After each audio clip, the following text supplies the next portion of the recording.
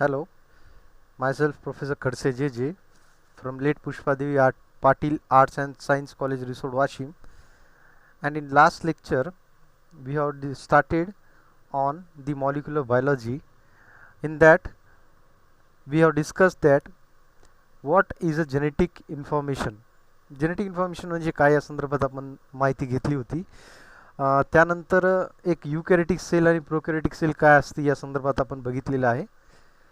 त्यानंतर या युकॅरिटिक सेलमध्ये जे फंक्शनल युनिट आपण सेल असं म्हणतो, तर युकॅरिटिक सेलमध्ये आपण बघितलं होतं की न्यूक्लियस काय असतो आणि न्यूक्लियसच्या इनसाइड आपण क्रोमॅटिन, क्रोमोझोम आणि डी एन एचं स्ट्रक्चर इथपर्यंत आपण लास्ट लेक्चरमध्ये बघितलेलं आहे. So in today's lecture we are going to discuss about genetic information in detail. म्हणजे काय, आपण डी एन ए च्या डायरेक्टला स्टडी न करता आपण आज हे बघूत की न्यूक्लियसमध्ये जेनेटिक इन्फॉर्मेशन ही कुठल्या स्वरूपात ठेवल्या जाते आणि त्यानंतर ती जेनेटिक इन्फॉर्मेशन ॲक्च्युली पॅकिंग कशी केली जाते आणि त्यापासून नंतर मग आपण म्हणतो की cell is a structure and function unit of life. म्हणजे जीवनाचं रचनात्मक आणि कार्यात्मक करण्याचं जे एकक आहे त्याला आपण सेल म्हणतो. पण ही सेल यूज करण्यासाठी, सेलचं फंक्शन करण्यासाठी, सेलला मेंटेन करण्यासाठी महत्त्वाचा घटक लागतो जेनेटिक इन्फॉर्मेशन. ही जेनेटिक इन्फॉर्मेशन ही कार्य करते जीन ह्या स्वरूपात आणि जीन ही कन्सेप्ट आपण डिटेलमध्ये आज ओव्हरव्ह्यू करणार आहे. So let's begin. So this is an eukaryotic cell. कुठली मग ती ॲनिमलची असू शकते किंवा एखादी प्लांटची असू शकते, पण प्लांटला सेल वॉल असते. तर ही स्पेरिकल शेपची आहे, तर सहसा ही ॲनिमलचीच असणार आहे. तर ॲनिमलच्या सेलमध्ये असतो हा न्यूक्लियस आणि न्यूक्लियसच्या आतमध्ये असते जेनेटिक इन्फॉर्मेशन आणि जेनेटिक इन्फॉर्मेशन ही क्रोमॅटिनच्या स्वरूपात फोल्ड केलेली असती. आपण सहसा दरवेळेस आपण हेच रीड केलेलं आहे की genetic information of a human being it consist of 46 chromosome, म्हणजे 46 गुणसूत्रे आहेत. तर हे गुणसूत्रे हे द्याटीचं आपण क्रोमोझोम, तर हे क्रोमोझोम जे आहेत हे वारंवार सेलमध्ये एका स्वरूपात दिसत नसतात. जेनेटिक इन्फॉर्मेशन आपण लास्ट लेक्चरमध्ये पण हे बघितलं होतं की जेनेटिक इन्फॉर्मेशन ही सेलमध्ये क्रोमोझोमच्या स्वरूपात नेहमीसाठी नसती. ही फक्त तात्पुरत्या सेल डिव्हिजनच्या रिप्लिकेशन स्टेजमध्ये येण्याच्या अगोदर जी एस फेज आहे, सिंथेटिक फेज, त्याच्या अगोदर हे क्रोमॅटिन हे क्रोमोझोमच्या रूपमध्ये येतात आणि ते पॅक्ट होतात. तर डी एन ए मग नेहमीसाठी सेलमध्ये कुठल्या स्वरूपात हे पॅक्ट असतो, तर हे क्रोमॅटिनच्या स्वरूपात. तुम्हाला इमेज दाखवतो. तर ही एक युकॅरिटिक सेल आहे आणि ह्या युकॅरिटिक सेलच्या आतमध्ये हा न्यूक्लियसमध्ये क्रोमोझोम ते फक्त मेटाफेजच्या दरम्यान ते प्रोड्यूस होत असतात. तर अशा प्रकारे हे क्रोमोझोम आणि हे क्रोमोझोम हे बनलेलं असते क्रोमॅटिन फायबर्सनं. जर क्रोमोझोमला आपण उकललं तर हे क्रोमॅटिन फायबर्स म्हणजे काय, एक आपला मांजा आहे चक्री, म्हणजे ही जी क्रोमोझोम ही एक चक्री आहे आणि त्या चक्रीवर काय लपेटलेला आहे, हे मांजा, त्याला आपण धागा म्हणतो. आणि तो धागा बनलेला कशाला, कॉटन फायबर्सनं. मग ते कॉटन फायबर्स काय आहेत, मग हे स्मॉल कंपोनंट्स, आणि त्या कॉटन फायबर्समध्ये काय म्हणतात, छोटे छोटे जे कण आहेत त्याला आपण बेस पेअर्स म्हणतो. म्हणजे कसं, ही जेनेटिक इन्फॉर्मेशन ही जीन एक छोटासा तुकडा, हे स्ट्रँडला आणखी चांगल्या प्रकारे फोल्ड केलं जाते हिस्टोन प्रोटीनच्या मदतीने आणि त्याला आणखी पॅक करून क्रोमॅटिन फायबर्स, आणि हे क्रोमॅटिन फायबर्स दरवेळेस आपल्या सेल्समध्ये प्रेझेंट असतात. फक्त मेटाफेज रिप्लिकेशन स्टेजमध्ये मेटाफेजमध्येच हा क्रोमॅटिन फायबर्स आणखी पॅक्ट होऊन क्रोमोझोमचं स्वरूप घेतात. आणि हे जे क्रोमोझोम्स आहेत तर ह्युमन्समध्ये 46 क्रोमोझोम्सचे प्रेझेंट असतात. म्हणजे म्हणायचं काय स्वरूप आहे की सेलला कंट्रोल कोण करतो, न्यूक्लियसमध्ये काय आहे, क्रोमोझोम कशानं बनलेले आहेत, क्रोमॅटिन फायबरमध्ये काय असते, सर्टेन हिस्टोन प्रोटीन्स आणि न्यूक्लियोझोम प्रोटीन्स, त्याला न्यूक्लियोझोम म्हणतो आपण. न्यूक्लियोझोम का बनलेला आहे, हिस्टोन प्रोटीन आणि डी एन ए फायबरनं. मग डी एन ए फायबर का बनलेलं आहे, डी एन ए स्ट्रँड कशानं बनलेला आहे, न्यूक्लियोटाईड आणि न्यूक्लियोसाइड. म्हणजे नायट्रोजनस बेस पेअर. हे काय आहेत आपण डिटेलमध्ये आता बघणार आहे. आणि ह्याच पूर्ण पेशीला कंट्रोल करण्यासाठी डी एन ए हा कारणीभूत आहे. तर डी एन एचे कंपोनंट्स काय आहेत हे आपण बघूत आणि त्यानंतर आपण थोडंसं आणखी इलॉबरेट करूत की जेनेटिक इन्फॉर्मेशन हे काय रोल करते सेलच्या फंक्शनिंगसाठी. जो काही पण आपण आता बोललोय की each and every cell is controlled by the genetic information. So genetic information in the form of D N A और आर एन ए. म्हणजे कुठलीही घटक हे D N A genetic information ही डी एन ए स्वरूपात असती आणि ही जे जेनेटिक मटेरियल आहे डी एन ए हा डी एन ए कारणीभूत ठरतो कशासाठी. So it responsible for cell function म्हणजे पेशीच्या कार्य करण्यासाठी, सेल मेटाबॉलिझम पेशीची रासायनिक क्रिया करण्यासाठी, सेल फंक्शन पेशीचं कार्य करण्यासाठी, and cell repair that is स्वतःला परत निर्माण करण्यासाठी, आणि रेप्लिकेशन एकापासून दोन पेशी होण्यासाठी. हे सर्व कार्य हे genetic information D N A हे कारणीभूत आहे आणि डी एन ए या स्वरूपात बघायला भेटते. सो डी एन ए एक डबल स्टँडर्ड स्ट्रक्चर आहे हे जे की राईट साईडला आपल्याला दिसत आहे. Double standard structure which is a form of a genetic information. तर याचे छोटासा सेगमेंट त्याला आपण जीन असं म्हणतो. Gene is a small segment of a D N A. तर आपण सर्वप्रथम बघू what are the components of DNA and full form of DNA. So let's begin. The DNA structure, its function, and what are the properties of a DNA. So DNA is nothing but deoxyribose nucleic acid. So this DNA is present in eukaryotic cell. It is present in nucleus, while in prokaryotic cell it is directly present in cytoplasm. But not only in eukaryotic cell in nucleus, but if it is a plant cell, जर वनस्पती पेशी असेल तर त्याच्यामध्ये क्लोरोप्लास्टमध्ये हा present असतो. आणि जर मायटोकॉन्ड्रिया आपण जर म्हणलं तर मायटोकॉन्ड्रियामध्ये and this chloroplast is responsible to synthesise food. म्हणजे ह्या क्लोरोप्लास्टचं काम काय आहे की अन्न हे बनवणे सर्वांना माहिती आहे. आणि त्यानंतर एक दुसरं organelle that is known as mitochondria. Mitochondria is known as power house of cell. So inside the mitochondria the genetic information is present. Mitochondria is present in plant cell, animal cell, but mitochondria is absent in prokaryotic cell. Prokaryotic सेलमध्ये mitochondria नसतो, फक्त युकॅरियोटिक सेलमध्ये असतो. आणि युकॅरियोटिक sale पण कुठली, खास करून it is plant cell, animal cell. It is also present in sperm cells, in humans, and other structures it is also present. So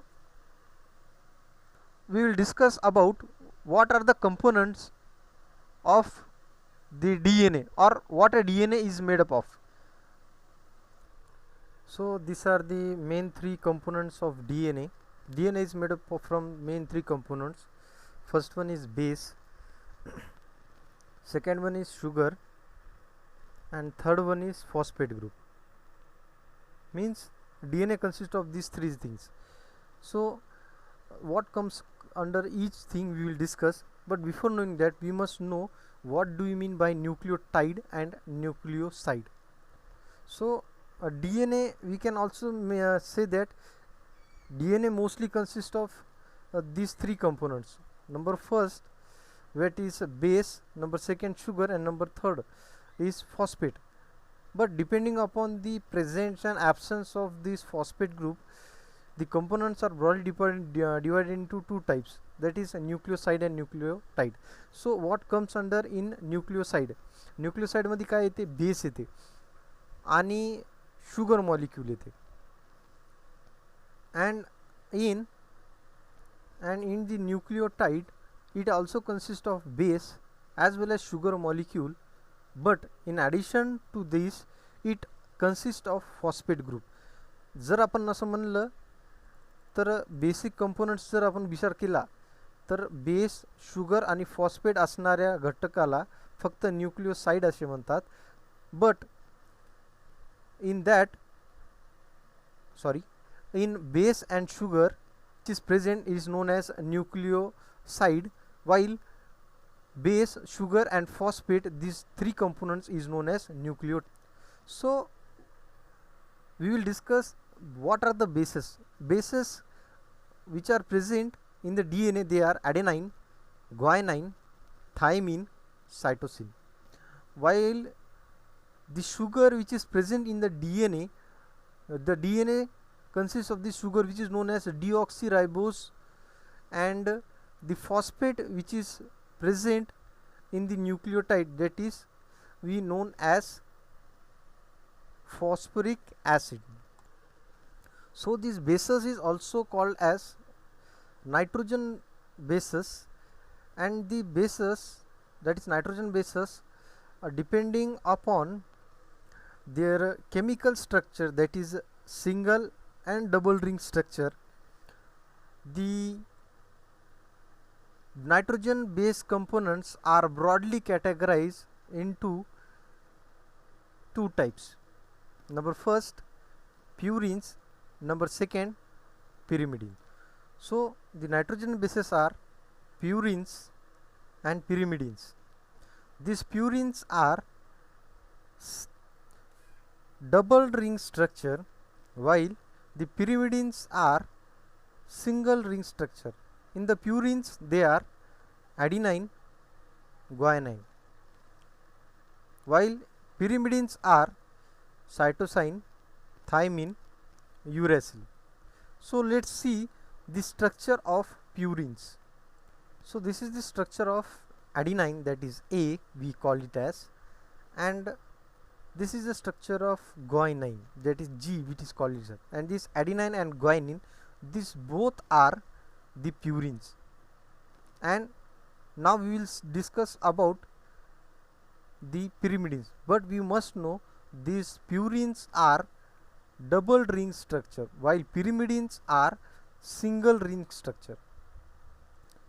These are the pyrimidines. So inside the pyrimidines we saw that it was a cytosine, thymine and uracil. This uracil is mostly present in a RNA, but in the DNA the pyrimidines always present. They are cytosine and thymine. And before going to discuss the structure of the DNA, we must know the Charkov's rule.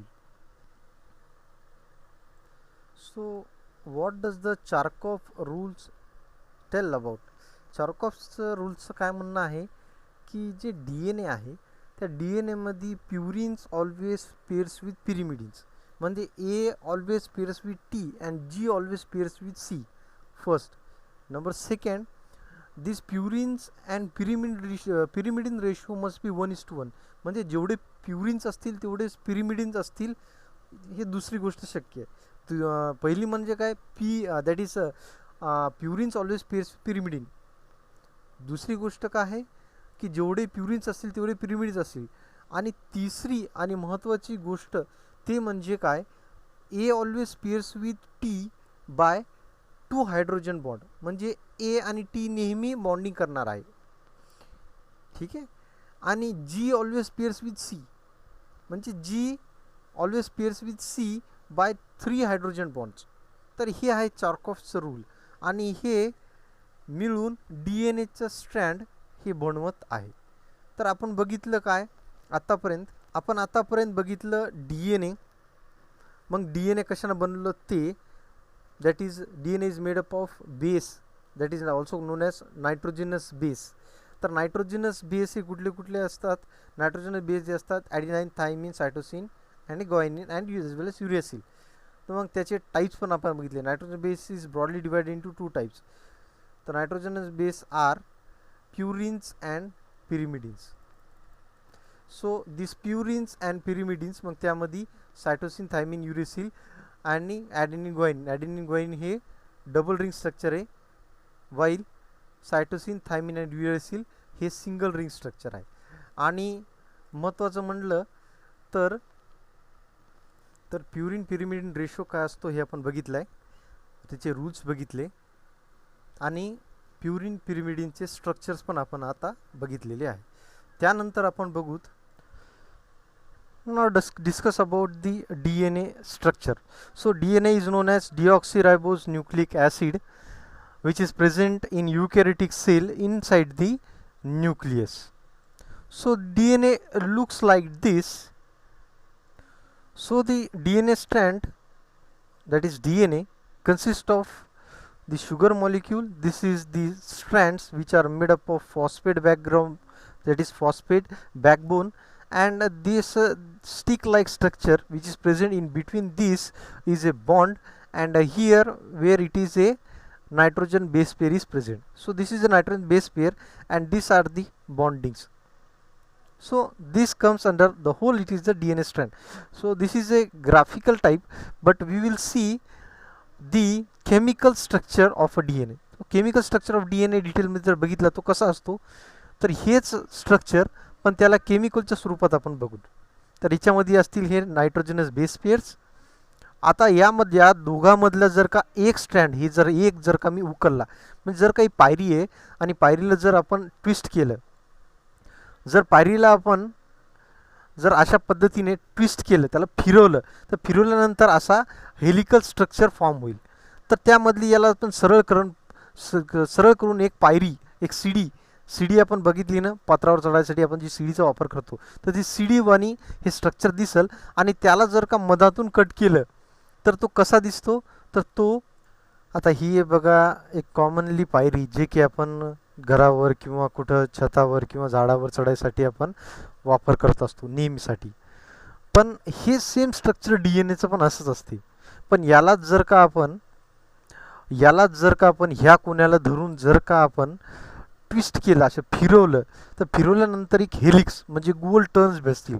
तर म्हणून काय आपण म्हणतो, DNA is a double stranded, दोन strand म्हणजे दोन पाय असतात का नाही आपल्या सीडीला, दोन पाय, that is two stranded helically turn structure with nitrogenous base pair, हे असते घटक डीएनएचे.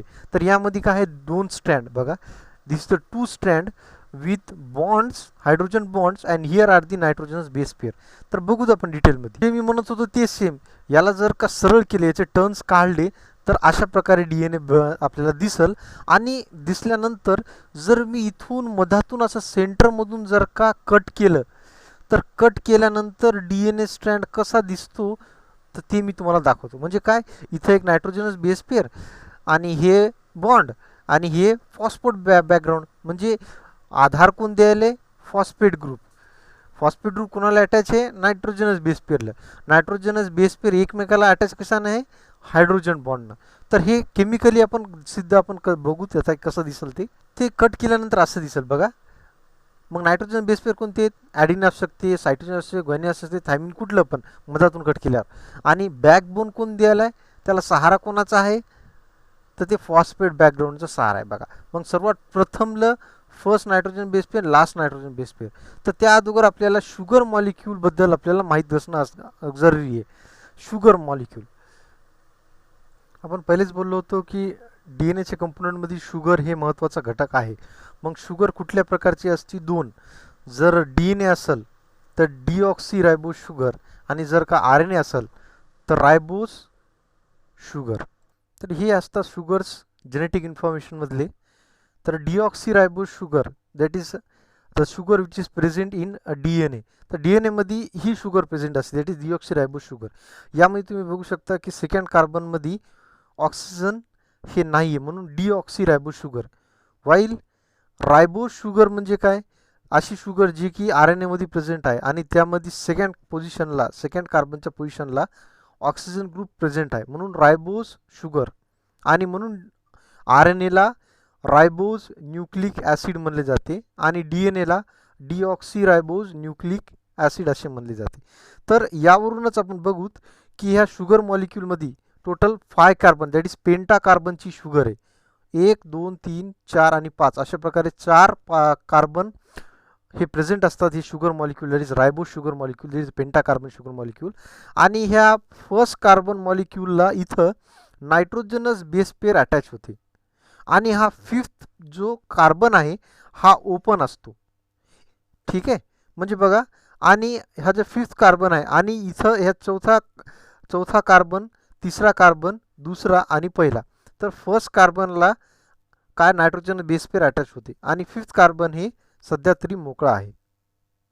आणि अशा पद्धतीने हा डी एन एचा स्ट्रक्चर आहे जो की केमिकली आपल्याला बघायला भेटतोय. आता हे बघा, हे फॉस्फेट ग्रुप, ठीक आहे, हे फॉस्फेट ग्रुप आणि हे फॉस्फेट ग्रुप बघा कंटिन्युअसली आहे. या फॉस्फेट ग्रुपला अटॅच आहेत रायबोस शुगर आणि त्याच्यावर न्यूक्लियोटाईड अटॅच आहेत. त्याला आपण नायट्रोजनस बेस पेअर म्हणू. याला कंप्लीट पार्टला आपण न्यूक्लियोटाईड म्हणतो आणि यामधलं फॉस्फेट ग्रुप रिमूव्ह केलं तर याला न्यूक्लियोसाईड म्हणतो. तर हे बघू शकतो, a primary structure of D N A हे अशा स्वरूपात आपल्याला बघायला भेटते. त्यामध्ये तुम्ही काय महत्त्वाचं बघणार, फॉस्फेट ग्रुप आहे, डी एन ए मॉलिक्यूल आहे आणि नायट्रोजनस बेस पेअर आहे. तर या पद्धतीने आपल्याला एक D N A structure commonly आपण बघत आहेत. जर आपण बघितलं की 5' to 3' एंड आपण असं वारंवार का म्हणतो, तर आपण बघूत, हे एक शुगर मॉलिक्यूल आहे आणि या शुगर मॉलिक्यूलच्या वर लगेच खाली आपण जर का दुसरा शुगर मॉलिक्यूल आणि फॉस्फेट ग्रुप जर अटॅच करून जर असं चेन कंटिन्युअसली डी एन एची आपल्याला बघायला भेटत आहे, तर ती कशी असेल मी तुम्हाला एक ग्राफिकच्या स्वरूपात दाखवणार आहे. तर हा आहे तो स्ट्रक्चर सेम 5' बघा, ही रायबोस शुगर आहे, जी फिफ्थ कार्बन मोकळी आहे, त्याच्यानंतर दुसरी रायबोस शुगर, ठीक आहे, तिसरी रायबोस शुगर, चौथी, म्हणजे एक सरीची रायबोस शुगर अटॅच झालेली आहे एकमेकाला. कशामुळं? फॉस्फेट ग्रुपमुळं. आपण पहिलेच बोललो होतो की डी एन एमध्ये काय काय महत्त्वाचे घटक आहेत, एक रायबोस शुगर, दुसरं फॉस्फेट ग्रुप आणि तिसरं नायट्रोजनस बेस पेअर. तर हे बघा कंटिन्युअसली फॉस्फेट ग्रुपमुळं हे स्ट्रँड असे बनतात. हे बघा, हे याचं बॅकबोन आहे, याचा पाठीचा कणा आहे. हे कशामुळं? फॉस्फेटमुळं. मग त्याच्यावर काय अटॅच येतं? रायबोस शुगर. पहिली जर रायबोस शुगर असेल तर 5वी कार्बनची शुगर ही मोकळीच असती आणि तिसरा कार्बन जी की रायबोसची त्याला अटॅच आहे फॉस्फेट ग्रुप. मग परत पाचवं तिसरं बघा, इथं 5वं ह्या फॉस्फेट ग्रुपला अटॅच आहे आणि इथं तिसरं दुसऱ्या फॉस्फेट ग्रुपला अटॅच आहे आणि सगळ्यात शेवटचं मग जे रायबोस शुगर असेल त्याचं तिसरं कार्बन हे मोकळं असेल आणि सगळ्यात पहिलं जे असेल याचं 5वं कार्बन हे फ्री असेल. म्हणून 5' to 3'. आणि याला जर का उलटं केलं तर बघा हे सेम इथं 5' to 3', पण सेम बॉन्डिंग तीच आहे. फर्स्ट कार्बनला नायट्रोजन बेस पेअर आहे. आता बघा, A always pairs with T by 2 hydrogen bonds while G always pairs with C by 3 hydrogen bonds. आणि अशा प्रकारे डी एन ए हा केमिकल स्ट्रक्चर आहे आणि हा डी एन ए ॲक्च्युअली हा डबल स्टँडर्ड असून याच्यामध्ये नायट्रोजनस बेस पेअर, फॉस्फेट आणि शुगर मॉलिक्यूल्स हे मिळून डी एन ए बनवतात. पण त्यानंतर जीन काय आहे, तर जीनबद्दल आता आपण इंट्रोडक्शन हा नेक्स्ट लेक्चरमध्ये आपण बघणार आहे. त्यामध्ये आपण काय बघणार आहे की जीन काय असतो आणि त्यांचे कॉन्स्टिट्यूएंट्स काय आहेत. मग आज आपण काय बघितलं, आज आपण बघितलं जेनेटिक इन्फॉर्मेशन कशी असती, ठीक आहे, that is a D N A. D N एचे कंपोनंट्स कुठले कुठले असतात या संदर्भात आपण माहिती घेतली. त्याचे components that is phosphate group, nitrogenous base pair and sugar molecule. मग नायट्रोजन बेस पेअर कुठले असतात? प्युरिन्स आणि पिरिमिडिन्स या संदर्भात आपण बघितलं. त्याच्यानंतर दुसरं प्युरिन्स आणि पिरिमिडिन्सचे केमिकल स्ट्रक्चर्स बघितले. फायनली बेस पेअरिंग्स बघितली. चार्कॉफ्स रूल्स पण आपण बघितला. त्यानंतर डी एन ए स्ट्रँड हे केमिकल फॉर्ममधला कसा स्वरूप असतो ते बघितलं. त्यानंतर आपण यामध्ये आपण डी एन एबद्दलची माहिती घेतली की डी एन ए हा ट्विस्टेड फॉर्ममध्ये असतो, लॅडर फॉर्ममध्ये असतो. त्याच्यामध्ये मग बॉन्डिंग्स कशी असतात, मग चार्कॉफ्स रूल्समधले बॉन्डिंग्स, हायड्रोजन्स बॉन्डिंग या संदर्भातली पण आपण माहिती डिटेलमध्ये घेतलेली आहे. नेक्स्ट लेक्चरमध्ये आपण बघू जीन अँड इट्स कन्सेप्ट. पण त्या अगोदर ही जे डी एन ए आहे, हे डी एन एची पॅकिंग कुठल्या स्वरूपात केली असती, मग त्यासाठी लागणारे नंबर ऑफ प्रोटीन्स कुठले कुठले आहेत, याबद्दलची डिटेल माहिती आपण नेक्स्ट लेक्चरमध्ये घेणार आहोत. So thank you.